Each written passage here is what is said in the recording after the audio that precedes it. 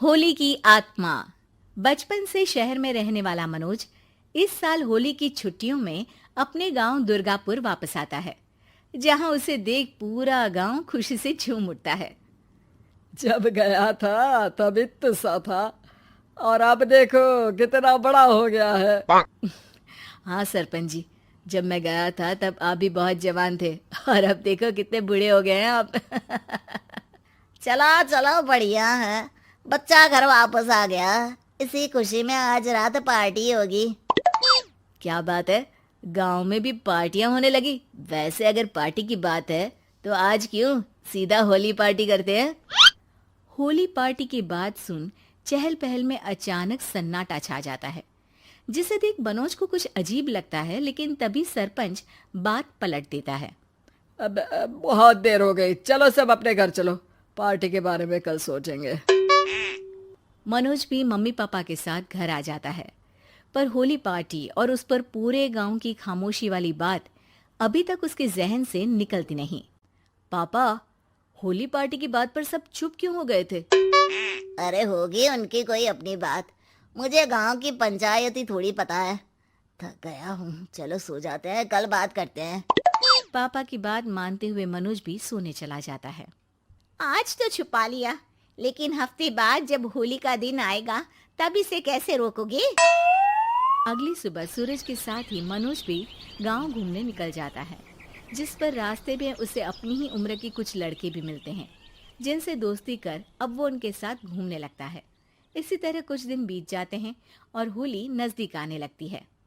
दोस्तों, होली में 4 दिन ही बचे हैं, पर गांव में उसकी कोई तैयारियां क्यों नहीं दिख रही? क्योंकि यहाँ होली नहीं मनाई जाती। अरे पर ऐसा क्यों? वो राजा भूषण। अरे तुम 4 दिन के लिए आए हो, क्या इतना सोच रहे हो? चलो कुछ खाने चलते हैं। इसी के साथ एक बार फिर होली की बात को टलते हुए देख मनोज को शक होने लगता है। वो घर पहुंचते ही इंटरनेट पर अपने गांव और राजा भूषण के बारे में जानकारी निकालने लगता है। क्या? मुझे आज तक ये नहीं पता था। ऐसा कैसे? किसी ने मुझे कुछ बताया क्यों नहीं? सारी जानकारी लेने के बाद मनोज गांव वालों या अपने मम्मी पापा से कुछ पूछे बिना खुद ही उसकी सच्चाई के बारे में छानबीन करने लगता है, जिसके चलते वो राजा भूषण की हवेली में पहुंचता है। वाह, क्या हवेली है यार। पर क्या यहाँ सच में कोई भूत है? हेलो भूत जी, कोई है क्या?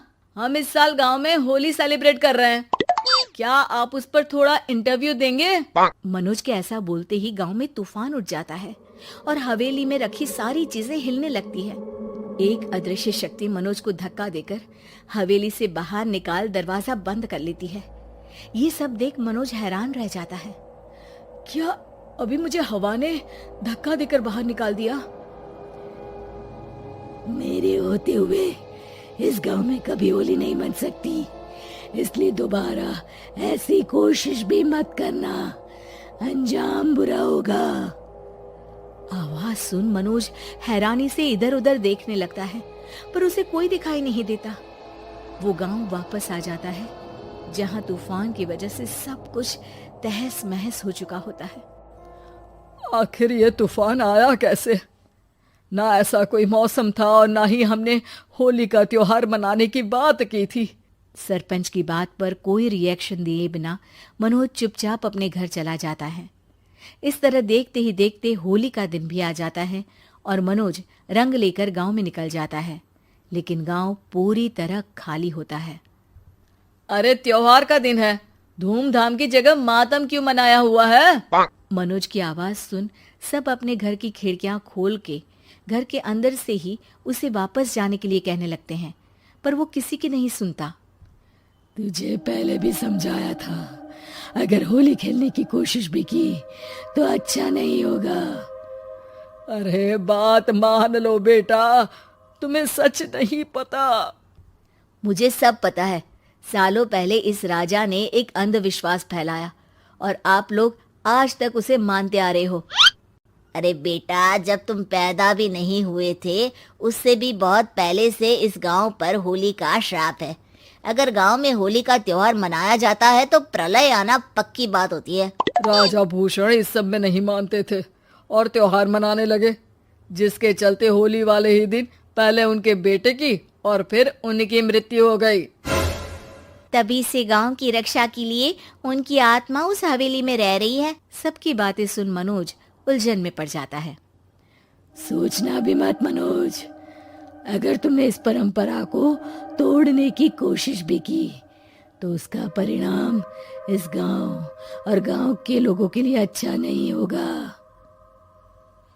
मुझे भी यकीन नहीं हो रहा कि आप लोग एक बेतुकी बात को मानकर सालों से रंगों के त्योहार को मातम की तरह मनाते आ रहे हो। मनोज किसी की कोई बात ना मानते हुए पूरे गांव में रंग बिखेर देता है, जिसके तुरंत बाद वहां तूफान के साथ बिजलियां गरजने लगती है। अचानक मौसम में ऐसा बदलाव देख जहां मनोज कंफ्यूजन में आ जाता है, वहीं गांव वाले डर से सहम जाते हैं।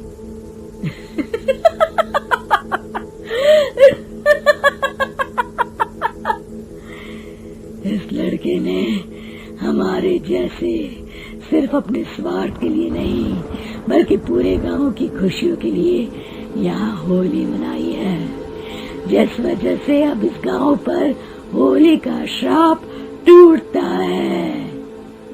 ऐसा बोलकर राजा का भूत वहां से गायब हो जाता है, जिसके बाद गांव के लोग धूमधाम से होली मनाते हैं।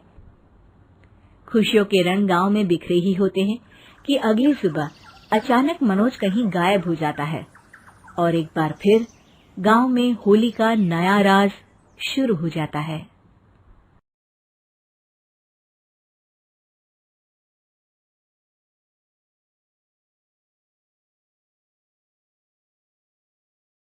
हे गाइस, उम्मीद है आप खुद को साफ और सेफ दोनों रख रहे हैं। बहुत जरूरी है हम सबका इस वायरस से बचना, जागरूक रहना और इससे जुड़ी हर खबर के बारे में पता होना। इसलिए हेलो लाया है fight against corona virus initiative, जिसके जरिए आपको इस वायरस से जुड़े हर सेफ्टी मेजर और हर खबर के बारे में रेगुलर अपडेट्स मिलते रहेंगे। Stay safe. Download the hello app now.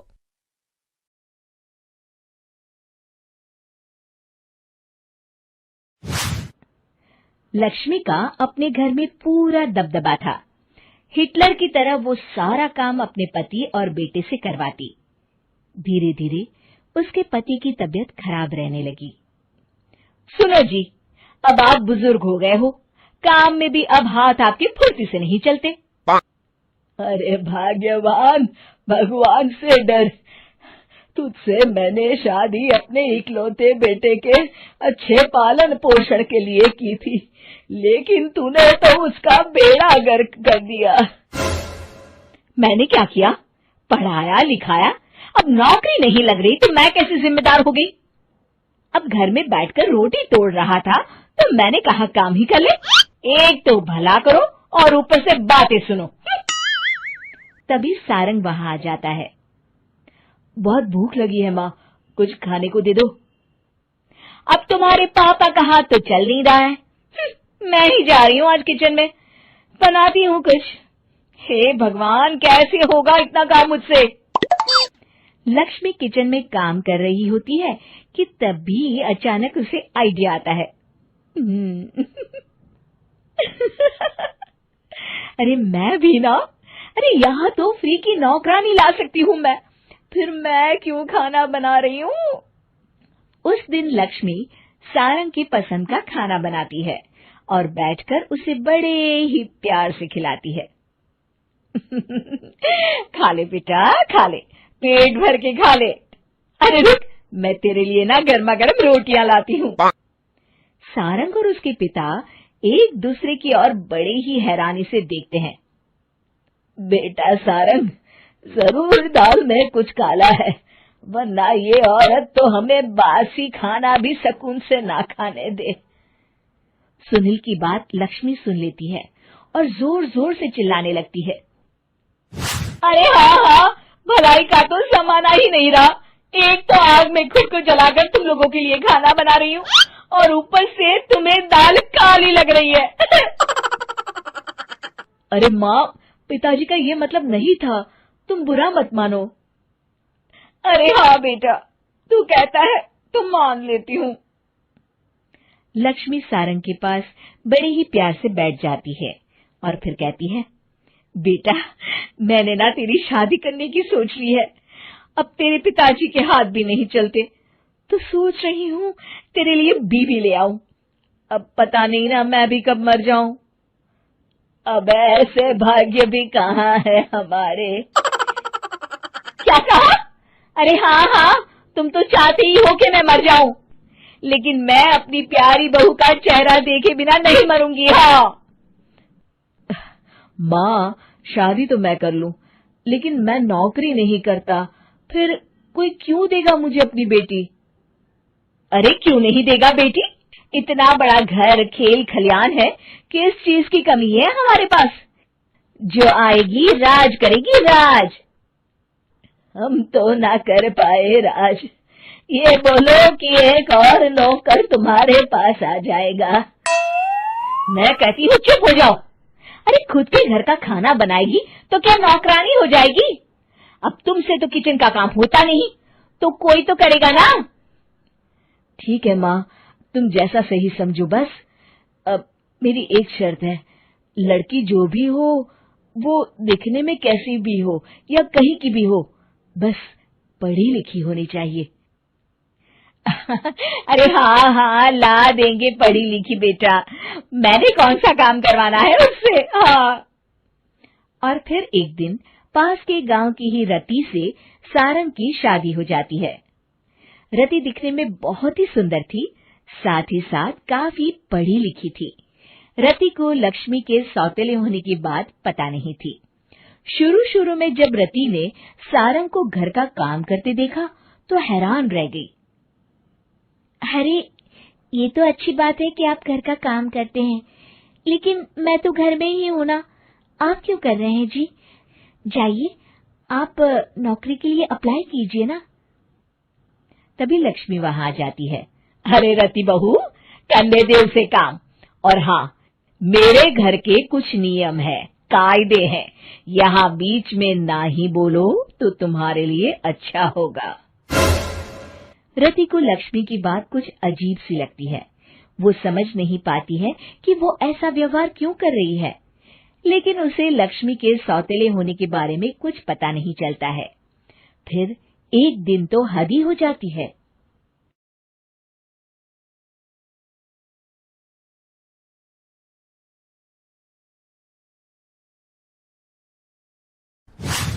Usha के 2 बेटे थे, ऋषभ और सुनील। ऋषभ उसका सौतेला बेटा था। उषा हमेशा ही अपने सगे बेटे सुनील को ज्यादा प्यार करती थी। सुनील की शादी हो चुकी थी और ऋषभ की शादी भी निशा नाम की लड़की से हो जाती है। उषा सुनील की पत्नी कीर्ति को ज्यादा प्यार करती थी। एक दिन वो अपनी बहू कीर्ति के लिए साड़ी ले आती है। ये लो बहू, तुम्हारे लिए साड़ी लाई हूँ, कल पड़ोस की शादी में जाना है ना, तुम यही पहन कर चलना। तभी वहाँ ऋषभ आ जाता है। अरे माँ, तुम निशा के लिए साड़ी नहीं लाई? वो भी तो कल शादी में जाएगी ना।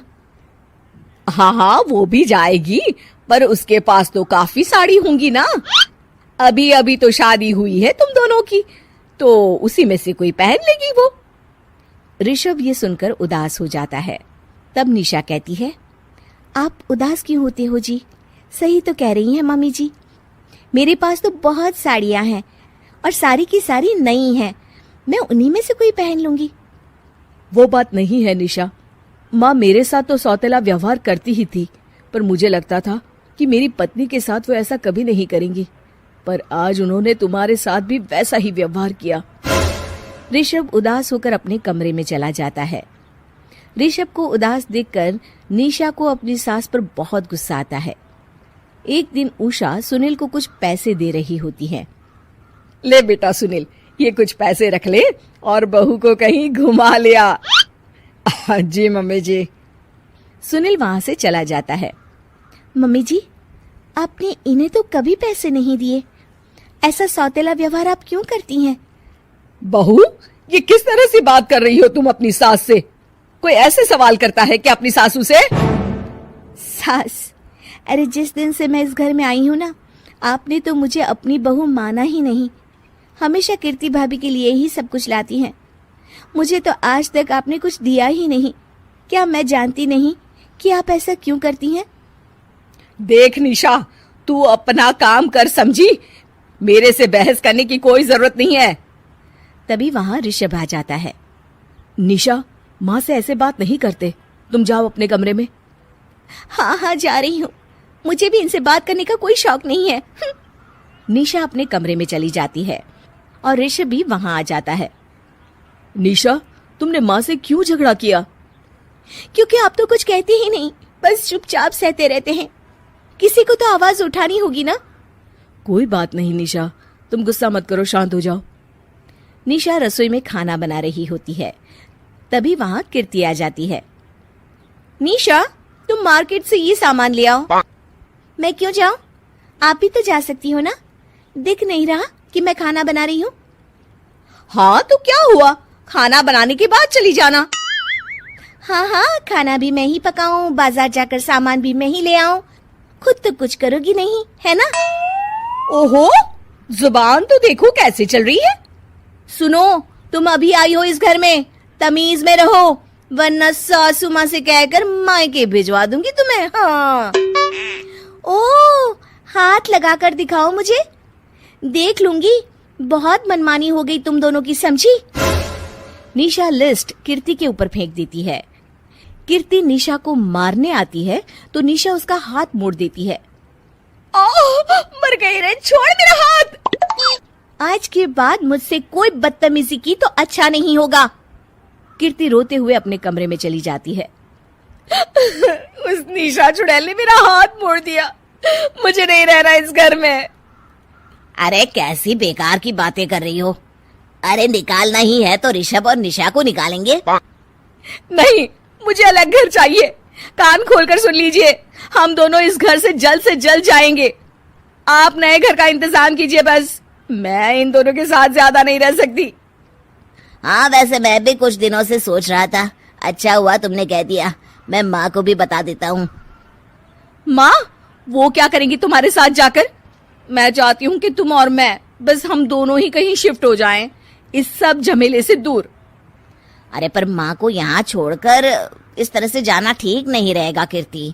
वैसे वो तुम्हें कितना प्यार भी तो करती हैं। नाम का ख्याल रखती है, क्योंकि तुम सगे बेटे हो ना, इसलिए। तुम अगर सौतेले होते तो मेरे साथ भी ऐसे ही सलूक करती जैसे अभी तुम्हारे सौतेले भाई और उसकी पत्नी से करती है। अरे पर फिर भी कुछ भी नहीं। देखो, या तो हम दोनों इस घर से कहीं दूर जाएंगे या फिर मैं अपने मायके चली जाऊंगी। हाँ, बता देती हूँ। अच्छा बाबा, अच्छा ठीक है। सुनील अपनी माँ से बात करने आता है।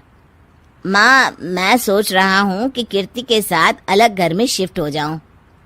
अरे वाह बेटा, ये तो बहुत अच्छा सोचा है तुमने। कब शिफ्ट होना है हमें? मैं भी पैकिंग कर लेती हूँ। अब नहीं माँ, मैं और कीर्ति ही जाएंगे बस। आप तो यहीं रहो, ये पुश्तैनी घर भी है ना आपका।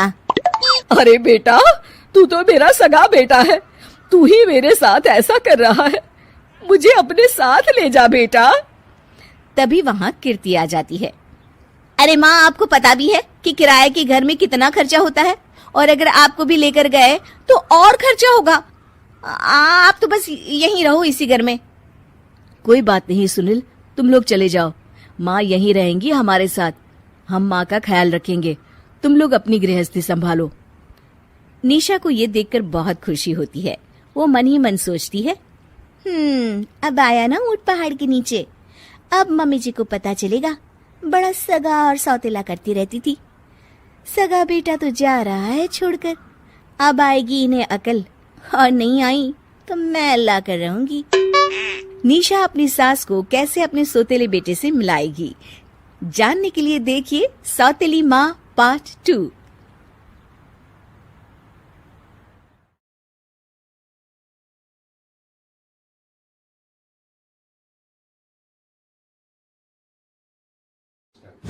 उषा का सगा बेटा सुनील और बहू कीर्ति उन्हें उनके सौतेले बेटे के साथ छोड़कर जा रहे होते हैं। बेटा, तेरी जब कमाई बढ़ जाएगी, कम से कम तब तो मुझे तू लेने आ जाना। हाँ हाँ माँ, क्यों नहीं। चलो भी, अब कितना लेट कर दिया है, टैक्सी इंतजार कर रही है बाहर। हाँ हाँ चलो। सुनील और कीर्ति चले जाते हैं और उषा उन्हें जाता हुआ देख उदास हो जाती है। तभी वहां निशा आ जाती है। अपनी सास को उदास देख निशा उनके पास जाती है। क्या हुआ मम्मी जी? आप तो बहुत सगा बेटा करती थी। आपके सगे बेटे ने तो आपको छोड़ दिया और चले गए अपनी अलग गृहस्थी बसाने। देख बहू, मेरे बेटे को कुछ भी कहने की जरूरत नहीं है। मुझे यकीन है कि जब उसकी तनख्वाह बढ़ जाएगी तो वो मुझे लेने जरूर आ जाएगा। हाँ, ये भी देख लेंगे कि वो लोग आपको वापस लेने आते हैं या नहीं। तब तक तो आप भी यहीं हो और मैं भी। उषा अपने बेटे के ना होने से बहुत ही उदास रहने लगती है। उन्होंने खाना खाना भी छोड़ दिया। सुनिए जी, मम्मी जी ने आज भी कुछ नहीं खाया। जब भी खाने के बारे में पूछती हूँ तो कह देती हैं भूख नहीं है और अपने कमरे में ही बैठी रहती हैं। ये सुनकर ऋषभ अपनी माँ के पास खाना लेकर जाता है। माँ, सुनील बेटा आ गया तू? ओह, तू है। माँ, मैं खाना लाया हूँ, खा लीजिए प्लीज। आप ऐसे भूखी रहेंगी तो बीमार पड़ जाएंगी। मुझे भूख नहीं है, ले जा तू खाना। ठीक है, फिर जब तक आप नहीं खाएंगी मैं भी नहीं जाने वाला यहाँ से। अरे तू क्यों जिद करता है? कहा ना मुझे भूख नहीं है। अरे मम्मी जी, आप खा भी लीजिए ना। ये कितने प्यार से आपको खिला रहे हैं, उसकी तो कदर कर लीजिए कम से कम। अरे तू क्यों बीच में हमेशा अपनी टांग अड़ाती है? ठीक है, लाओ दे दो। कम से कम खाने के बाद तुम दोनों तो इस कमरे से जाओगे। उषा खाना खा लेती है और ऋषभ और निशा ये देखकर खुश हो जाते हैं। चलो, कम से कम माँ ने खाना तो खा लिया। उषा एक दिन सुनील को फोन मिलाती है। हेलो बेटा सुनील, तू घर मिलने आ जाना बहू को लेकर। कितने दिन हो गए, बहुत मन कर रहा है मेरा। हाँ हाँ ठीक है माँ, ऑफिस में बहुत काम है, टाइम मिला तो आ जाऊंगा। सुनील फोन काट देता है। हेलो सुनील बेटा। सुनील की बात सुनकर उषा उदास हो जाती है। तभी वहां ऋषभ आ जाता है। माँ, ये देखो, मैं जलेबी लाया हूं तुम्हारे लिए। तुम्हें बहुत पसंद है ना? उषा जलेबी देखकर बहुत खुश हो जाती है। अरे वाह, जलेबी लाला दे। उषा जलेबियां खा रही होती है और ऋषभ अपने कमरे में चला जाता है। देखा मम्मी जी, आपका ये कितना ख्याल रखते हैं और प्यार सगे और सौतेले से नहीं आका जा सकता। आपको उदास देखकर ये आपके लिए तुरंत जलेबी ले आए। यही तो प्यार होता है। ये कहकर निशा वहां से चली जाती है और उषा सोचने लगती है। शायद तू ठीक कह रही है बहू। उषा देखती है कि ऋषभ उसका बहुत ख्याल रखता है और उसे उसकी गलती का एहसास होने लगता है। एक दिन सुनील और कीर्ति घर पर आते हैं। उषा उन्हें देखकर खुश हो जाती है। और माँ कैसी हो? अरे बहुत अच्छी हूँ। ऋषभ और बहू मेरा बहुत ख्याल रखते हैं। वैसे मुझे नहीं लगा था कि तू आएगा बहू के साथ। क्यों, ऐसा क्यों लगा आपको माँ? बेटा, फोन पर तूने कहा था कि तुझे बहुत काम है। हाँ माँ, पर मुझे ये भी तो पता था ना कि मेरी माँ इंतजार कर रही होगी मेरा। ना बेटा ना, मैं तो इंतजार नहीं कर रही थी। मैंने तो उम्मीद ही छोड़ दी थी। सुनील को यह देखकर अजीब लग रहा होता है कि उसकी माँ ऋषभ से अब बहुत अच्छे से बात कर रही होती है और उसके आने की उनको कोई खास खुशी भी नहीं होती है। अपनी माँ का ध्यान न पाकर उसे थोड़ी सी जलन महसूस होती है। माँ, ये देखो मैं क्या लाया हूँ, साड़ी तुम्हारे लिए। हाँ बेटा, अच्छी है साड़ी तो। अच्छी है तो फिर आप आज इसे पहनो और फिर कहीं घूमने चले जाते हैं। बेटा, ऋषभ ने भी मुझे साड़ी दी थी। आज तो मैं वही पहनूंगी। तेरी दी हुई साड़ी फिर कभी पहन लूंगी। सुनील को अब बहुत ही ज्यादा जलन हो रही होती है। उसे समझ नहीं आता कि अपनी माँ का ध्यान फिर से कैसे वो अपनी तरफ खींचे। रात हो जाती है और उनके जाने का वक्त आ जाता है। माँ, चलो अपना सामान बांधो और हमारे साथ चलो। कीर्ति ये सुनकर चौंक जाती है। ये क्या कह रहे हैं आप? हम सासू माँ को लेने थोड़ी ना आए थे। अरे तुम चुप हो जाओ। माँ चलो जाओ, अपना सामान बांध लो। आप मेरे साथ आ रही हो, मैंने कह दिया तो कह दिया। अरे पर बेटा, तेरी तो तनख्वाह कम है, मैं तुझ पर बोझ नहीं बनना चाहती। अरे मुझ पर बोझ नहीं हो माँ, बस आप चलो ना, मैं लेकर ही जाऊंगा आपको। नहीं बेटा, अब मैं नहीं आना चाहती। मैं तो अब ऋषभ और बहू के साथ ही रहूंगी। ये सुनकर ऋषभ चौंक जाता है। ये क्या कह रही हो माँ? हाँ बेटा, मैं कहीं नहीं जाने वाली अब। माँ, अब सच में नहीं जा रही? नहीं बेटा, मैं तो तेरे पास ही रहूंगी अब, और जो प्यार मैं तुझे नहीं दे पाई वो सब दूंगी बेटा। ऋषभ और उसकी माँ गले मिलते हैं और निशा खुश हो जाती है।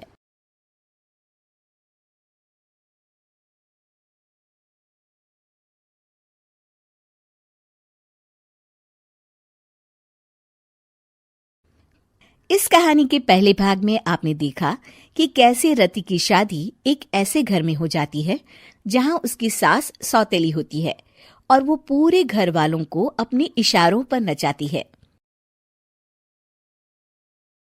रति छत से सूखे कपड़े उतार कर ले जा रही थी कि तभी उसकी नजर लक्ष्मी पर पड़ती है, जो किसी तरह चोरी से सुनील की अलमारी खोलने की कोशिश कर रही होती है।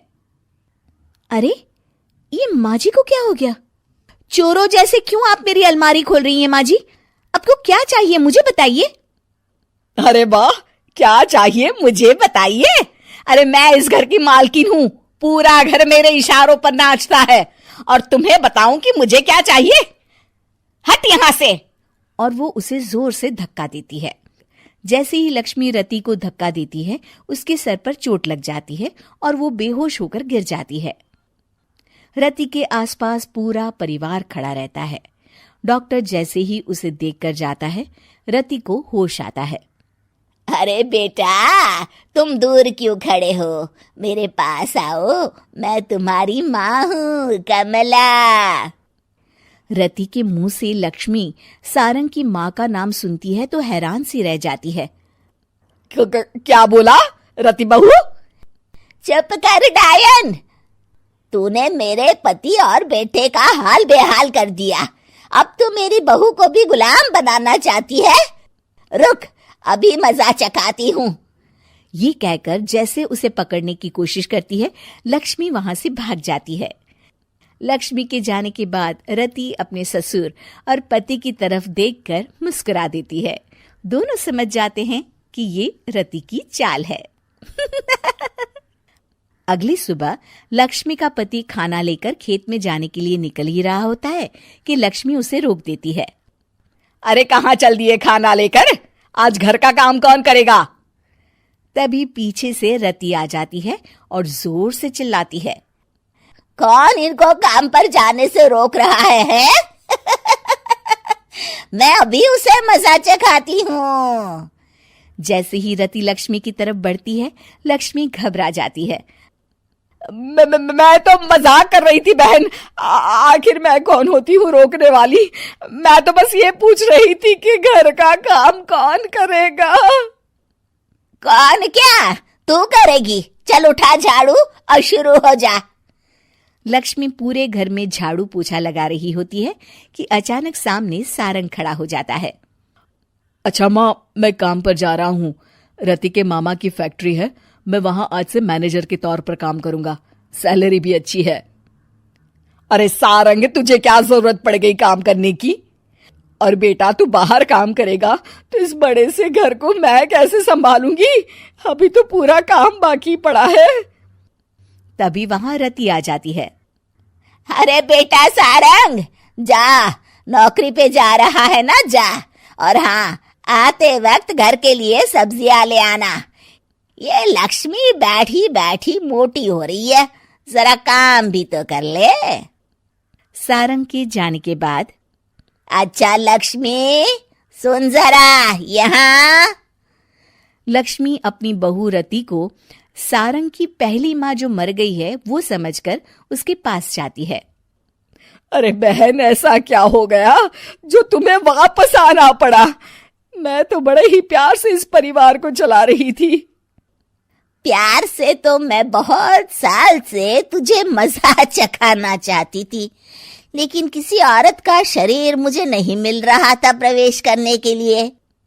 अब से ना मैं बहू के शरीर में रहूंगी। और हाँ, तूने कोई भी चालाकी दिखाई या मेरे घर के लोगों को परेशान करने की कोशिश की तो तेरा गला दबा दूंगी। लक्ष्मी रति के मुंह से ये सुनकर डर जाती है और शाम को अपने बेटे और पति के सामने जाकर कहती है, तुम दोनों मुझे माफ कर दो। मैं अब तुम दोनों को कभी परेशान नहीं करूंगी। और बहू, तुम मेरी बेटी की तरह हो, बस अब बेटी की तरह ही बनकर रहना। लक्ष्मी उन लोगों को इतना कहकर वहां से चली जाती है और उसके जाने के बाद तीनों एक दूसरे की तरफ देखकर हंस देते हैं।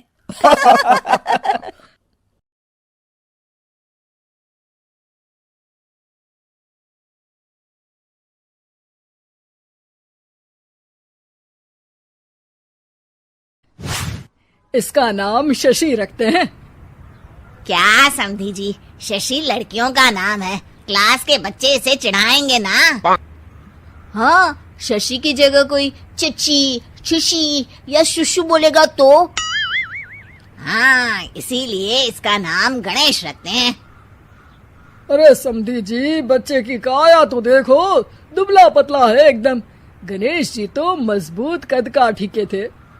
अपना बच्चा तो सिंगल हड्डी है। ये नाम जमेगा नहीं इस पर। हाँ, भैया की बेटी का नाम थोड़ा मॉडर्न रखती हैं, जैसे रॉकी। रॉकी? रॉकी तो हमारे डॉग का नाम है। अगर ऐसा ही नाम रखना है तो शेरू रख लो। आप लोग कुछ भी बोल रहे हैं। अरे कुछ भी बोलना रॉकी बोलने से तो बेहतर ही है ना। किरण और रवि को पहला बच्चा हुआ था। दोनों के ही परिवार वाले उस बच्चे का नाम रखने के लिए पूरा जोर लगा रहे थे। 3 महीनों से ये लड़ाई चल रही थी, मगर कोई भी एक ढंग का नाम नहीं रख पाए थे। किरण और रवि इस बात से बहुत परेशान थे, लेकिन परिवार के लोगों के सामने कुछ बोलते भी नहीं थे। दामाद जी पे गया है बेटा, उनका नाम रवि है तो इसका नाम शनि रख देते हैं। शनि देव रवि, यानी सूर्य के ही तो बेटे थे ना। अरे समधन जी, आपने अकल चोर बाजार में बेच दी है क्या? शनि कैसा नाम है? ऐसे तो आप आगे आने वाले बच्चों के नाम साढ़े साती और दैया रख देंगे। हैं? अरे जबान संभाल कर बात कीजिए। और आप भी जबान संभाल कर नाम बताइए। शनि नाम रखोगी तो कोई भी इस पर तेल डालकर चला जाएगा। किरण के सब्र का बांध टूट रहा था। बच्चे पे पहला हक उसकी माँ का होना चाहिए, है कि नहीं? नाम मुझे रखना था, लेकिन सब लोग मिलकर नाम रखना चाहते हैं। ऐसा लग रहा है कि सब लोग लूडो खेल रहे हैं। कौन पहले नाम रखेगा बच्चे का? बात तो सही कह रही हो तुम, लेकिन तुमने क्या नाम सोचा है किरण? टाइगर। अरे यार किरण, माना कि तुमको टाइगर श्रॉफ पसंद है, पर बच्चे का नाम थोड़ी ना रख देंगे। ऐसे तो मुझे मोगेम्बो पसंद है, तो क्या बच्चे का नाम मोगेम्बो रख दूंगा?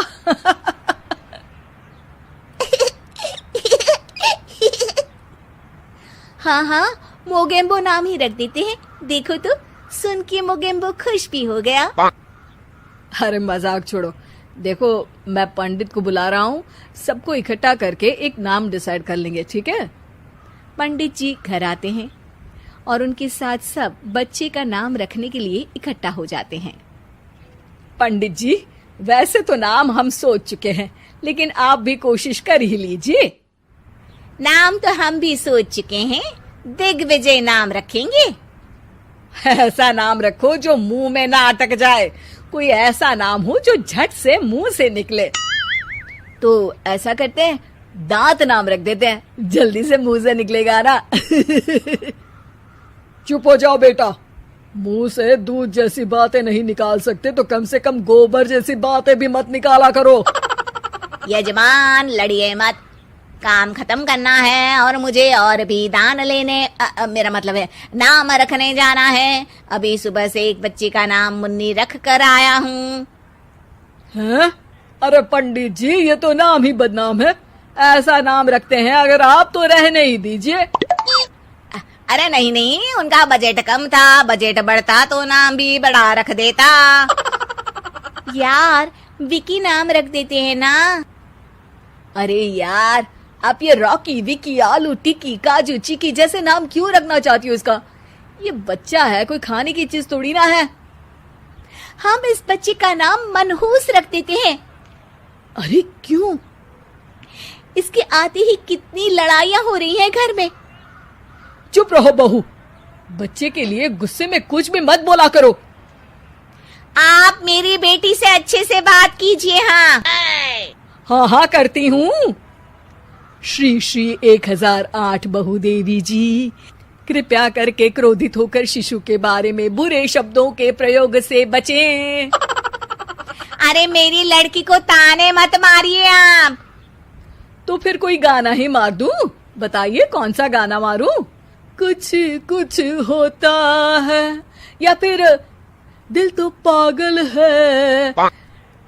आपसे तो मुंह मिलाना ही बेवकूफी है। सब लोग नाम को लेकर बहस करने लगते हैं। इस शोर शराबे से परेशान पंडित जी बोल पड़ते हैं। लड़के का नाम रखने में मत होइए परेशान, मेरे पास है इसका एक समाधान। ना लड़के वालों की ना लड़की वालों की मर्जी चलेगी। नाम बच्चे का वही होगा जो पहला शब्द उसकी जुबान बोलेगी। सब पंडित जी के इस उपाय को मान लेते हैं और सब बच्चे के आसपास खड़े होकर बोलने का इंतजार करते हैं। बच्चा थोड़ी देर में बोल उठता है। माँ माँ। मामा बोला, मामा बोला। तो क्या इसका नाम मामा ही रख दे? बात तो यही हुई थी कि जो पहली बात बच्चे के मुंह से निकलेगी वही रख देंगे। बस पंडित जी ने बच्चे का नाम मामा रख के सबको मामू बना दिया। उस दिन के बाद से उस बच्चे का नाम पड़ गया मामा शर्मा। सब इस नाम पे बहुत पछताए, लेकिन अब पछताए क्या होत जब नाम पड़ गया मामा। शिक्षा: कोई भी जरूरी काम शांति से मिलकर करना चाहिए, वरना अनचाहे परिणाम के साथ समझौता करना पड़ता है।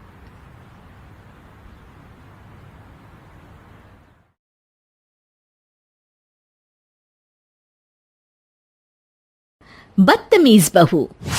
सभ्यता से भरपूर शास्त्री परिवार की इकलौती बेटी मोहिनी को बचपन में ही पढ़ाई के लिए विदेश भेज देते हैं, जहां से वो सालों बाद ग्रेजुएशन पूरी करके इंडिया वापस आती है, जो अब संस्कार, सभ्यता, संस्कृति जैसी चीजों से कोसों दूर होती है।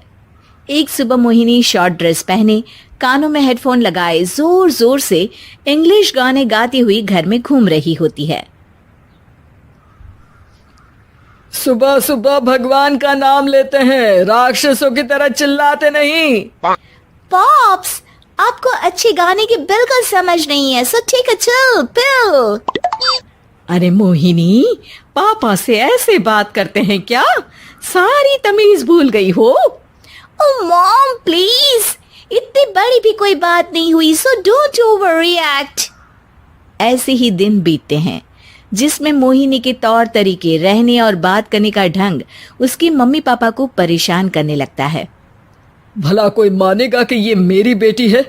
रीति रिवाज और संस्कारों से तो इसका दूर दूर तक कोई नाता नहीं, और अब तो लगता भी नहीं कि कभी होगा। अरे ऐसे कैसे नहीं होगा?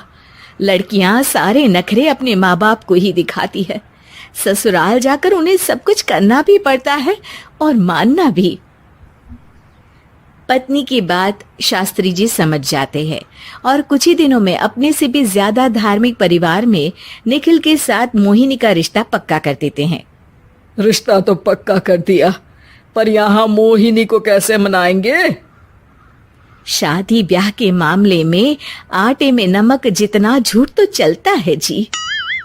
इसी तरह एक के बाद एक तिकड़म लगाते हुए दोनों मिलकर मोहिनी को शादी के लिए तैयार कर लेते हैं और मोहिनी निखिल की शादी हो जाती है, जिसके अगले दिन से ही मोहिनी दोबारा अपने पूरे अवतार में शॉर्ट ड्रेस पहनकर घर में घूमने लगती है। बहू को ऐसे देख सास की आंखें फटी की फटी रह जाती हैं। अरे ये क्या बेशर्मी है, हमारे घर की लड़कियां जींस तक नहीं पहनती और तुम बहू होकर इतने छोटे कपड़े पहनकर पूरे घर में घूम रही हो। सीरियसली मॉम, प्लीज आप अपनी इस 80 के दशक वाली सोच में मुझे इंक्लूड मत करो। हाय तौबा, एक तो बेशर्मी दिखाती है, ऊपर से सास के साथ जुबान भी लड़ाती है। अरे जल्दी कपड़े बदल कर आ, घर की पहली आरती तुम्हें ही करनी है। इतनी देर में निखिल भी वहां आ जाता है। माँ पापा आने वाले हैं, पूजा का सारा सामान तैयार है ना? ये पूजा हमेशा मेरे बॉयफ्रेंड्स के पीछे पड़ी रहती थी और अब हस्बैंड के पीछे भी आ गई। मोहिनी की बातें सुन सास तो अपना सिर पकड़ लेती है, लेकिन निखिल किसी न किसी तरह उसे पूजा के लिए कन्विंस करके कपड़े चेंज करने के लिए भेज देता है, जिस पर पूजा खत्म होने के बाद वो एक बार फिर अपनी शॉर्ट ड्रेस में आ जाती है। बहू, ये क्या तरीका है? संस्कार नाम की कोई चीज है या नहीं? नहीं ससुर जी, संस्कार मेरा दूसरा बॉयफ्रेंड था, अब तो मेरा उससे कोई कांटेक्ट नहीं है। मोहिनी का जवाब सुन के ससुर तो भगवान नाम जपते वहां से चले जाते हैं, लेकिन सास बहू के बीच कहासुनी फिर शुरू हो जाती है, जिसे इग्नोर करते हुए मोहिनी घर से बाहर चली जाती है और देर रात घर वापस आती है। मोहिनी, मैं जानता हूँ कि तुम विदेश में रही हो और तुम्हें वहीं की आदत है, पर यहाँ चीजें कुछ अलग है। अगर तुम उस हिसाब से कुछ एडजस्ट कर लो तो सबके लिए सही हो जाएगा। I am not in a lecture mood. Good night. अगली सुबह मोहिनी देर से उठकर एक बार फिर उसी तरह सबके सामने आती है, जिस पर उसकी सास कुछ बोले उससे पहले ही मोहिनी की दोस्त मोनिका और रेचल वहां आ जाती हैं। Oh hi darling, how are you? OMG, we missed you so much. I missed you too darling. Ram Ram, इन्होंने तो तुमसे भी छोटे कपड़े पहने हैं। अरे तुम लोगों के अंदर कोई शर्म लिहाज बाकी भी है या सब बेच खाई? मोहिनी, तुम्हारी मेड कुछ ज्यादा नहीं बोलती? इस पर मोहिनी की दोस्त उसकी सास का मजाक बनाने लगती है, जिसे सुन निखिल उन्हें जवाब देते हुए कड़वे शब्द सुना देता है और वो सुन के वो दोनों तो मुंह बनाए वहां से चली जाती है, लेकिन गुस्से से लाल मोहिनी वहीं खड़ी निखिल को घूरती रहती है। घूर क्या रही हो? तुमसे शादी की ये सोचकर कि विदेश में पढ़ी लिखी हो, घर में कोई पॉजिटिव चेंज लाओगी, अपनी करियर के लिए एम्बिशियस होगी, पर अपने इस बिहेवियर से उस पढ़ाई के साथ साथ अपने मम्मी पापा के नाम को भी डुबो रही हो। अगर तुम्हें ऐसे ही हाल रखना है तो यहाँ रहने की कोई जरूरत नहीं है। निखिल की बातें सुनकर मोहिनी रोते हुए घर छोड़कर अपनी मम्मी पापा के पास वापस आ जाती है। ससुराल में सब कुछ ठीक तो है? वो अपने आप को समझते क्या है? मोहिनी पर चिल्ला रहे? मैं क्यों उसके इशारों पर चलूं?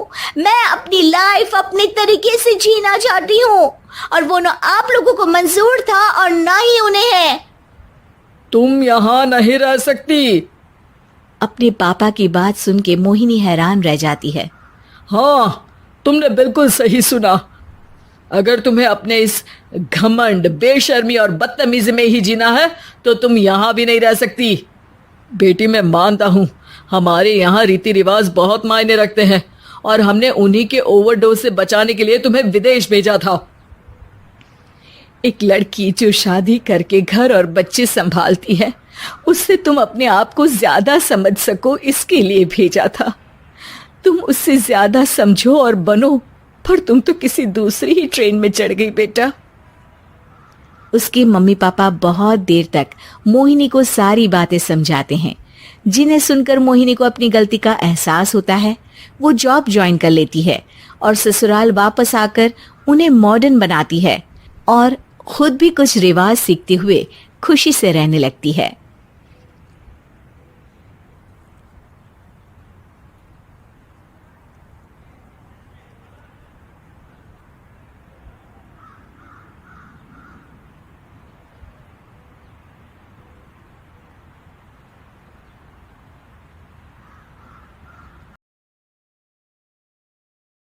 अपने पराए। घर की लड़ाइयाँ कितनी भी हो, लेकिन ये भी सच है कि किसी पर कोई आपत्ति हो तो अपना ही परिवार साथ देता है। भैया, मेरे पीछे पुलिस लगी है, प्लीज मुझे बचा लो। रवि और राज दो भाई, लेकिन दोनों में कभी नहीं पटी। अरे क्या हुआ छोटे, क्या कर दिया तूने? अरे कुछ नहीं भैया, मेरा दोस्त है ना राजू, वो मुझे लेकर बैंक गया था।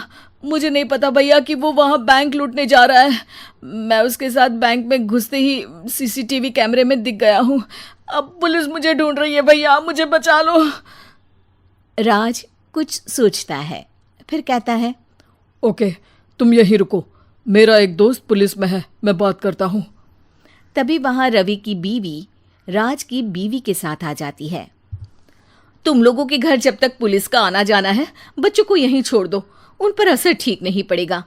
तभी वहां पुलिस आ जाती है। चलो चलो, कौन है रवि, थाने चलो। मैंने कुछ नहीं किया, मुझे कुछ नहीं पता। अरे वो तो पुलिस स्टेशन चलकर ही पता चलेगा कि कुछ पता है कि नहीं, चलो।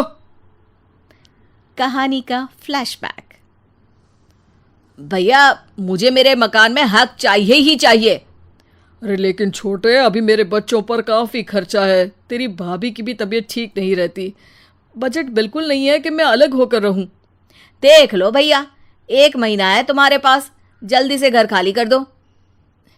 अरे कैसी बात कर रहे हैं भैया, मेरे शरीर में अभी इतनी हिम्मत भी नहीं कि घर को खाली करे। तो क्यों अपना पोषण बेचा भाभी? अरे तुम तो जानती हो, पिताजी की बीमारी के कारण उन्हें हमारी जरूरत थी, कैसे आते पैसे। ससुर जी तो बूढ़े थे भाभी, उनकी बीमारी में भी पैसे लगाना कौन सा अकल का काम था? तो क्या पिताजी को मैं मरने के लिए छोड़ देता? अरे रवि, तू तो समझ, पापा को हमारी जरूरत थी, उन्होंने हमारे लिए हर वो काम किया जिससे हमें खुशी मिले। बैक टू रवि, जो जेल में बैठा है।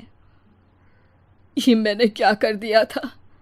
मैं ना पिता का हुआ ना ही भैया का, मेरे साथ जो हो रहा है ठीक ही हो रहा है। तभी वहां पुलिस वाला आता है। रवि, तुमसे कोई मिलने आया है। भाभी, आप यहाँ क्यों आई? पुलिस स्टेशन है ये भाभी। भैया, आपकी जगह मेरा भाई होता तो क्या मैं नहीं आती? अच्छा, ये खाना ले लीजिए, खा लीजिएगा। आपके भैया लगे हैं वकीलों और पुलिस वालों से बात करने में, डरने की कोई बात नहीं, जब आपने गुनाह किया ही नहीं तो सज़ा भी नहीं मिलेगी। रवि भाभी को देखकर रोने लगता है। घर में साक्षी चुपचाप बैठी होती है कि तभी सोनम कहती है, अरे साक्षी, क्या हुआ, परेशान क्यों हो रही हो? भाभी, अभी अभी पुलिस स्टेशन से खबर आई है, इन्हें बड़े जेल में शिफ्ट किया जा रहा है, मैं क्या करूंगी भाभी? रो मत, हम अच्छे से अच्छा वकील करेंगे। लेकिन उसमें तो बड़े पैसे लगेंगे दीदी, हम इतना पैसा कहाँ से लाएंगे? अरे क्यों, ये मकान है ना, और मेरे कुछ गहने भी है। साक्षी की आंखों में पानी आ जाता है। पर दीदी, ये तो आप और भैया की मेहनत की कमाई है। पापा के बाद भी तो हम लोगों का सब खत्म हो गया था, पापा को तो बचा नहीं पाए, लेकिन भैया को ज़रूर बचा लेंगे, और भगवान चाहेंगे ना तो दोनों भाई मिलकर इससे भी बड़ा मकान खड़ा कर लेंगे। साक्षी। थोड़ी देर में राज वहां आता है। सोनम सही कह रही है साक्षी, पैसों की कमी के कारण किसी भी बेगुनाह को सजा नहीं मिलती। राज एक अच्छा सा वकील करता है। सोनम और साक्षी बचाए पैसे और अपने गहनों को बेचकर रवि का केस लड़ते हैं और जल्द ही रवि जेल से बाहर आ जाता है। रवि राज को गले लगाकर कहता है, भैया मुझे माफ़ कर दो, मुझे साक्षी ने सब कुछ बताया है। भैया, आपने मुझ पर विश्वास किया, मेरे लिए दिन रात मेहनत की, भाभी ने अपने गहने तक बेच दिए। भैया, आपने तो पापा के लिए भी पैसे नहीं देखे, लेकिन मैं बहुत ही सेल्फिश निकला। भैया, एक आखिरी बार मुझे माफ़ कर दो, मैं शर्मिंदा हूँ। अरे भाई, अपने तो अपने ही होते हैं, पापा ने हमारे लिए क्या नहीं किया ये तुम्हें बताने की ज़रूरत नहीं है मुझे। और फिर तू तो मेरा भाई है, पैसे से बढ़कर रिश्ते होते हैं भाई।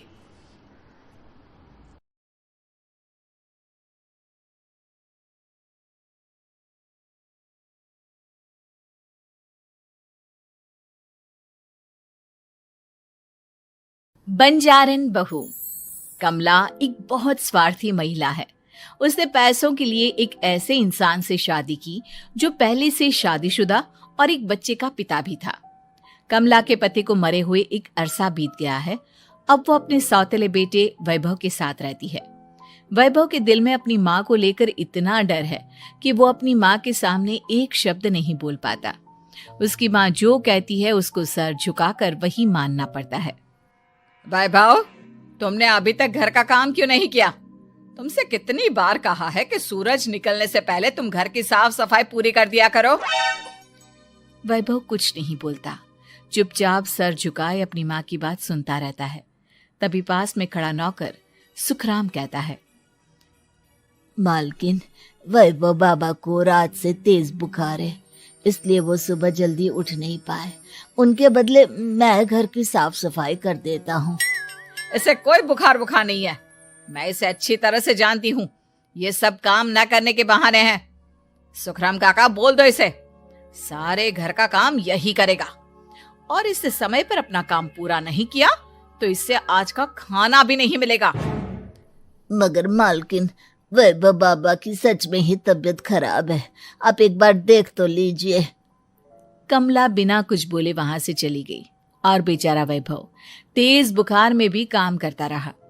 कमला वैभव की शादी एक ऐसी लड़की से कराना चाहती थी जो अनपढ़ हो और कमला से इसी तरह डरे जिस तरह वैभव डरता है, ताकि वैभव की सारी जायदाद और धन दौलत उसकी मुट्ठी में रहे। लेकिन आज के जमाने में ऐसी लड़की मिलना मुश्किल है। कमला कार में यही सब कुछ सोचती जा रही थी कि तभी रास्ते में, अरे ड्राइवर, तुमने कार क्यों रोक दी? और ये इतना शोर कैसा? मैडम, आगे कुछ बंजारों का खेल चल रहा है, इसलिए भीड़ लगी है। मैं अभी भीड़ को साइड में करवाकर कार निकालता हूँ। ड्राइवर भीड़ को साइड करके कार निकालने की कोशिश करने लगा कि तभी कमला की नजर रस्सी पर चल रही एक फुलवा नाम की बंजारन पर पड़ी। क्यों ना मैं इस बंजारन की शादी वैभव से करा दूं। ये तो अनपढ़ लग रही है, मेरे पैरों तले दबकर भी रहेगी। मुझे अभी इसके माँ बाप से बात करनी होगी। ये सोचकर कमला ने उन बंजारों से बात की और उन्हें शाम को अपने घर बुलाया। फुलवा के माता पिता वहां उसे लेकर आ गए। उन्होंने इतना आलीशान घर पहले कभी नहीं देखा था। अच्छा हुआ आप लोग आ गए। देखिए, मुझे घुमा फिरा कर बात करने की आदत नहीं है, इसलिए सीधे सीधे मुद्दे पर आती हूँ। मुझे आपकी बेटी बहुत पसंद है। मैं अपने इकलौते बेटे की शादी आपकी बेटी फुलवा से कराना चाहती हूँ। इसके बदले में आप जो चाहो वो ले सकती हैं। तभी फुलवा की माँ कहती है, ये क्या कह रही है मैम साहब? कहीं आप हमारी गरीबी का मजाक तो नहीं उड़ा रही ना? आप मेरे बेटे से मिल लो। अगर आपको मेरा बेटा पसंद आता है तो मैं कल से ही शादी की तैयारी शुरू कर दूंगी। सुखराम, वैभव को लेकर आओ। फुलवा अपनी माँ के कान में फुसफुसाती है, माँ, कहीं इस मेम साहब का छोरा पागल तो ना है? फुलवा अपनी माँ से बात कर रही होती है कि वैभव वहां आता है। फुलवा उसे देखती ही रह जाती है और उसके माता पिता उसकी शादी तय कर देते हैं। शादी वाले दिन किसी को फुलवा और वैभव की बेमेल विवाह की बात समझ में नहीं आती। फिर भी एक औरत कमला से पूछ ही लेती है, कमला जी, आपने अपने इकलौते बेटे की शादी देहाती गवार से क्यों करा दी? ये बंजारन आपके घर की बहू बनने लायक तो नहीं है। कम से कम अपने स्टेटस का ही ख्याल कर लिया होता। बहू तो अपने टक्कर की लाती, आपने तो बंजारन को ही बहू बना लिया। अब कमला को समझ में नहीं आ रहा था कि इस बात का क्या जवाब दे। वो कुछ देर चुप रही और सोच समझ कर कहती है, बहन जी, आपको तो पता है आजकल के बच्चे किसी की बात कहाँ सुनते हैं। मैं तो अपनी बहू एक पढ़ी लिखी और अपनी सोसाइटी की ही ढूंढ रही थी। लेकिन मेरे बेटे ने मेरे सामने इस बंजारन को लाकर खड़ा कर दिया। बोला कि मैं शादी करूंगा तो इसी से। अब भला मैं क्या करती, मुझे अपने बेटे के सामने झुकना ही पड़ा। कमला की ये बातें सुखराम भी सुन रहा था। उसने ये सारी बातें वैभव को जाकर बता दी। काका, मैं तो फुलवा को जानता भी नहीं, फिर माँ मेरे बारे में झूठ क्यों कह रही है? अरे बेटा, तुम कितने भोले हो, तुम्हें कुछ भी नहीं पता। तुम्हारे पिता अपनी सारी संपत्ति तुम्हारे नाम करके गए हैं। तुम्हारी माँ नहीं चाहती कि यह संपत्ति तुम्हें मिले, इसलिए उन्होंने तुम्हारी अनपढ़ लड़की से शादी करवाई ताकि तुम्हारी तरह वो भी अपने हक के लिए आवाज ना उठा सके। सुखराम काका, मैं क्या करूं, आप ही बताओ। माँ के सामने आते ही मेरे हाथ पैर कांपने लगते हैं। मैं माँ को कुछ भी नहीं कह पाता। वे दोनों बात कर ही रहे थे कि अचानक कमला वहां गई। कमला को देखकर दोनों घबरा गए। तुम दोनों फिर कभी बातें कर लेना, अभी फेरों का समय हो गया है, चलो जल्दी आओ। इस तरह फुलवा और वैभव की शादी हो गई। अगले दिन कमला ने फुलवा को बुलाया और उसे नसीहत देने लगी। देख बंजारन, तुझे मैंने अपनी बहू बना तो लिया है, लेकिन तुझे इस घर में आँख कान मुंह बंद करके रहना होगा। घर का काम कर और अपने पति से मतलब रख, समझी? कमला का ऐसा रवैया फुलवा को बिल्कुल समझ में नहीं आया। उसने वैभव से इस बारे में बात की। सुनिए ना, माँ जी ने जिस तरह मुझसे बात की मुझे अच्छा नहीं लगा। शादी से पहले तो वो मुझसे बहुत अच्छे से बात कर रही थी, लेकिन शादी के बाद उन्हें क्या हो गया? तुम ज्यादा मत सोचो, जैसा माँ कहती है वैसा ही करो। ये कहकर वैभव वहां से चला गया। अगले दिन वैभव को घर के नौकरों की तरह काम करता देख फुलवा को बहुत हैरानी हुई। फुलवा ने इस बारे में सुखराम काका से बात की तो सुखराम काका ने फुलवा को सारी बात बता दी। अब फुलवा को समझ में आ गया कि उसकी सास ने एक बंजारन को बहू क्यों बनाया। एक दिन वैभव घर का काम कर रहा था, तभी उससे कांच की प्लेट टूट गई। किसने गिराई ये कांच की प्लेट? वैभव को वहां खड़ा देख कमला ने छड़ी से उसे मारना शुरू कर दिया। उसके पैर में कांच चुभ गया और खून बहने लगा, लेकिन फिर भी कमला उसे मारे जा रही थी। ये देखकर फुलवा ने कमला के हाथ से छड़ी छीन ली और तोड़कर फेंक दी। बंजारन, तेरी इतनी हिम्मत, तूने मेरे हाथ से छड़ी छीनी? कमला फुलवा को थप्पड़ मारने ही वाली थी कि फुलवा उसका हाथ पकड़ लेती है। ओ सस माँ, मैंने मॉम की गुड़िया ना समझ लियो। बंजारन हो बंजारन, ईंट का जवाब पत्थर से देना जानती हूँ। आज के बाद मेरे या वैभव जी के ऊपर हाथ उठाने की सोचियो भी ना, समझी ससु माँ? ये कहकर फुलवा वैभव को लेकर वहां से चली गई।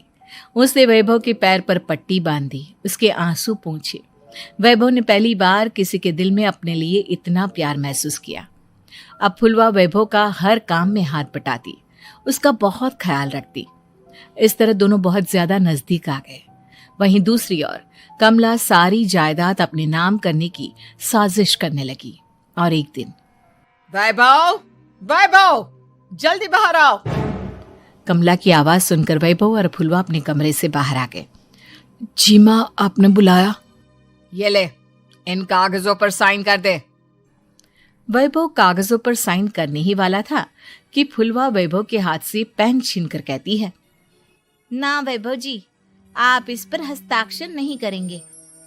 आओ बंजारन, मैं तुझसे बात नहीं कर रही। ये बात मेरे और मेरे बेटे के बीच की है। चुपचाप पेन दे दे, नहीं तो तेरी खाल उधेड़ लूंगी। ससु माँ, बंजारन की खाल इतनी भी ढीली ना होवे कि कोई भी उधेड़ लेवे। जो यकीन ना आता हो तो देख ले उतार के। और हाँ, बंजारन जरूर हूँ पर अनपढ़ ना हूँ। मन्ने भी पता है कि किसी भी कागज पर साइन करने से पहले उसे अच्छी तरह पढ़ लेवे हैं। पेन देती है या नहीं? ये कहकर कमला फुलवा को मारने आई तो फुलवा ने कमला को धक्का दे दिया और वो नीचे गिर गई। कमला डरकर वहां से भाग गई।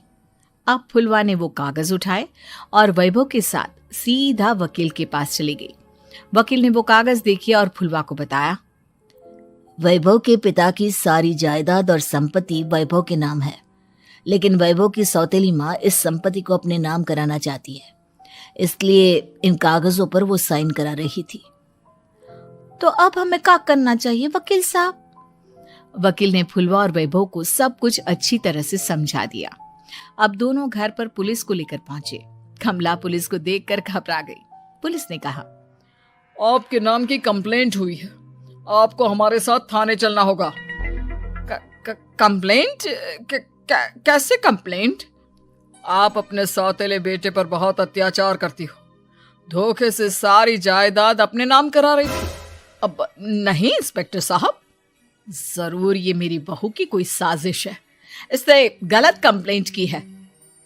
मैडम, शिकायत आपकी बहू ने नहीं बल्कि आपके बेटे वैभव ने की है। कमला वैभव का नाम सुनकर दंग रह गई। जिस बेटे ने कभी उसके सामने सर नहीं उठाया था, आज वही बेटा उसके सामने पुलिस को ले आया है। वैभव, तुम्हारी इतनी हिम्मत कि तुम पुलिस को ले आए? हाँ माँ, मैं लाया हूँ पुलिस को, और मेरे अंदर इतनी हिम्मत कभी ना आती अगर फुलवा मेरा साथ ना देती। आपने बंजारन बहू को लाकर अपने ही पैर पर कुल्हाड़ी मारी है माँ। मैडम, आपकी बात खत्म हो गई हो तो चलो हमारे साथ। वैभव, मुझे माफ कर दो, मुझे थाने मत भेजो। आज के बाद मैं तुम्हें कभी नहीं मारूंगी, तुम्हें कभी परेशान नहीं करूंगी, मुझे माफ कर दो। वैभव अपनी कंप्लेंट वापस ले लेता है और पुलिस वहां से चली जाती है। वैभव अपनी सौतेली माँ से कहता है, मैंने पुलिस को वापस तो भेज दिया है, लेकिन मैं आपको माफ नहीं कर सकता। आपने बचपन से आज तक कभी मेरे सर पर हाथ नहीं रखा, हमेशा मुझे मारती रही, नौकरों की तरह बर्ताव करती रही। आप इस घर में नहीं रह सकती, चली जाइए यहां से। कमला घर छोड़कर चली गई और सड़क किनारे खड़ी होकर सोचने लगी, काश मैंने वैभव को माँ की तरह प्यार किया होता तो आज मैं इस तरह से बेसहारा ना हो जाती।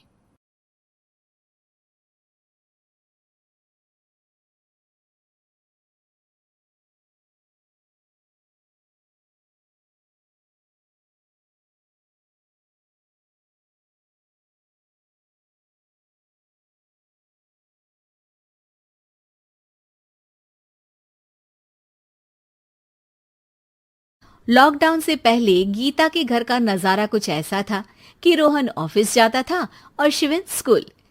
जिनके घर से जाने के बाद गीता काम खत्म करके बाकी समय आराम करती थी। लेकिन लॉकडाउन के बाद ऑफिस और स्कूल घर में ही खुल गए और इससे गीता का हाल वो तो आपको देखने में ही मजा आएगा।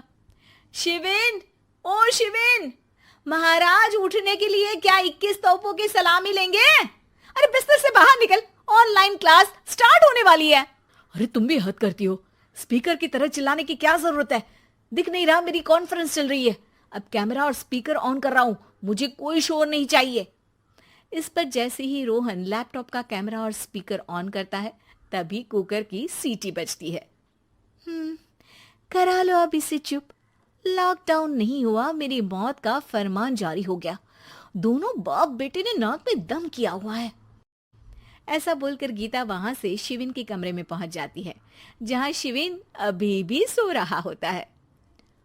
ओ आलसी, अब अगर 5 मिनट में नहीं उठाना तो आज तेरा गेम और यूट्यूब कैंसिल।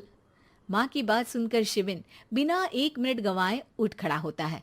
उठ गया, अभी नागर भी आता हूँ। ये नाटक कहीं और, मुंह पर गीला कपड़ा मार और पढ़ने बैठ। शिविन की ऑनलाइन क्लास स्टार्ट हो जाती है, जिस पर गीता उसे वहां बिठाकर रसोई में चली जाती है। थोड़ी देर में उसे कमरे से कुछ आवाज सुनाई देती है, जिसे सुनकर वो कमरे में वापस आती है। हाय राम, तुझे क्लास अटेंड करने के लिए बोला था, कैमरा ऑफ करके बिस्तर पर नाचने के लिए नहीं बोला था। मम्मी, मुझे कुछ समझ नहीं आ रहा, आप बाद में पढ़ा देना ना, वैसे भी अटेंडेंस तो लगी गई है। हाँ बेटा, जरूर बन जा, तू अभी से हम सबका बाप बन जा। अरे नहीं मतलब कहाँ से लाते हो इतना दिमाग, और पढ़ाई करते हुए ये चला कहाँ जाता है? नाइस क्वेश्चन, दिमाग से पूछकर बता दूंगा। शिविन की बातों से परेशान होकर गीता उसे मारने के लिए जैसे ही आगे बढ़ती है, तभी वो कमरे से बाहर भाग जाता है। अब शिविन आगे आगे और गीता हाथ में चप्पल पकड़े उसके पीछे पीछे पूरे घर में दोनों घूम रहे होते हैं। इसी बीच वो रोहन के पास पहुंच जाता है और शिविन को मारने वाली चप्पल रोहन के लैपटॉप पर जाकर गिरती है। ओए माँ! मम्मी, अब पापा को चप्पल मार रही हो? वो आज तक के रिपोर्टर, चुपचाप जाकर क्लास अटेंड कर ले, नहीं तो अगली तेरे पीछे लगेगी। इस पर शिविन वहां से चला जाता है, जिसके बाद रोहन गीता से कहता है, इस सर्कस के लिए कुछ बोलना चाहोगी? अरे क्या करूं, जब से तुम दोनों घर में रहने लगे हो, घर अपने आप ही सर्कस बन गया है और मैं तुम्हारी नौकर। कभी बेटी को संभालो तो कभी बाप के नखरे उठाओ। इन्हीं सब उथल पुथल में दिन बीतते रहते हैं, जिसमें हर रोज घर के अंदर कुछ नया सियप्पा खड़ा मिलता है, जो ज्यादातर शिविन और रोहन के ऑनलाइन स्कूल और ऑफिस से रिलेटेड ही होता है। एक सुबह, शिविन चलो उठ, आज की क्लास जल्दी है। कैमरा ऑफ करके आप अटेंड कर लो। अरे ऐसे छित्तर पड़ेंगे, दादी नानी सब एक साथ याद आ जाएंगी। गीता की लाख मशक्कतों के बाद क्लास तो खत्म हो जाती है, लेकिन उसके बाद शिविन फोन इस्तेमाल करते हुए इंस्टाग्राम रील बनाने लगता है। रसोड़े में कौन था? तुम थी, मैं थी, कौन था? कौन था? हाँ, मैं गरीब हूँ, मैं गरीब हूँ। अरे ओ गरीब के बेटे, आजा, मैं बनाती हूँ तुझे गरीब। मैं बताती हूँ रसोड़े में कौन था। पढ़ाई करने बोलो तो इनकी माँ मर जाती है, और ये पागलपंतियां जितनी मर्जी करा लो। गीता शिविन को डांट रही होती है, तभी रोहन बीच में बोल पड़ता है। अरे बच्चा ही तो है, इतना गुस्सा क्यों कर रही हो? बेटे का साथ देने की इसी एक कोशिश में अब शिविन के साथ साथ रोहन भी गीता के गुस्से की सूली पर चढ़ जाता है। अगर बेटे पर इतना ही प्यार आ रहा है तो इसे क्लास अटेंड क्यों नहीं कराते? इसका होमवर्क क्यों नहीं कराते? उस समय तो बहुत जल्दी मीटिंग आ जाती है। वो काम मैं करूं और यहाँ इस बेफिजुली की चीज में तरफदारी करके बन जाओ महान। हे भगवान, कोई तो इनके ऑफिस और स्कूल खुलवाओ, मैं इन्हें और घर में नहीं सह सकती। अरे कुछ और मांग लेती, क्योंकि तुम्हारी ये विश इस साल तो पूरी होने से रही, कोरोना। हाय नास पिटे ने जिंदगी ही बर्बाद कर दी। खाए कोई पचाए कोई, कल मुझे चुन चुन कर सबको मेरी बद्दुआ लगेगी। उन्होंने दुनिया का और इन बाप बेटे दोनों ने मेरा जीना मुश्किल कर दिया। गीता वहां से चली जाती है, जिसके बाद रोहन शिविन से कहता है, अरे तुम्हारी मम्मी इतनी भड़की हुई क्यों है? आपकी वजह से पूरा समय घर में रहते हो और उस पर कोई काम कराने की जगह बस ऑर्डर देते रहते हो। अच्छा बेटे, सारा इल्जाम मुझ पर? पूरा दिन तो वो तुम पर ही चिल्लाती है। हाँ, मतलब दोनों का 50-50 है, कुछ करना पड़ेगा। वो कहते ना, make the best out of worst. I have an idea. वैसे तुम्हारी माँ सही कहती है, बहुत जुबान चलाने लगे हो, कम बोला करो।